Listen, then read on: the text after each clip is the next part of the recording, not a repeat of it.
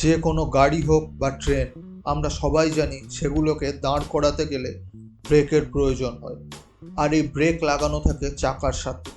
অতএব যদি কোনো যানের চাকা না থাকে তাহলে সেখানে ব্রেক লাগানো সম্ভব নয়।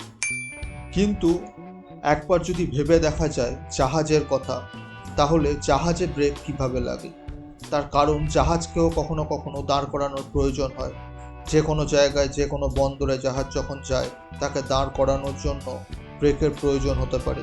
কিন্তু জাহাজে তো কোনো চাকাই থাকে না, তাহলে জাহাজে ব্রেক কিভাবে লাগে? জাহাজে ব্রেক কিভাবে লাগে তা জানতে গেলে জানতে হবে জাহাজ কিভাবে চলে। যে কোনো জাহাজেই ফ্যানের মতো দেখতে এই প্রপেলার লাগানো থাকে। এই প্রপেলার ঘুরতে থাকে এবং এটি জলকে কাটে এবং এর সাহায্যেই জাহাজ সামনের দিকে এগিয়ে যায়।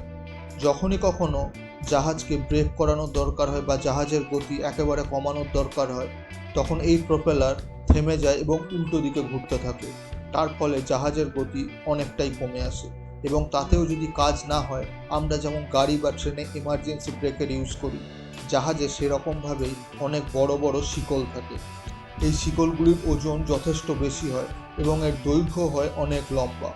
এইগুলি অনেকটা জাহাজের ব্রেকের কাজ করে এবং এর সাহায্যেই জাহাজকে খুব সহজেই এক জায়গায় দাঁড় করিয়ে রাখা যায়।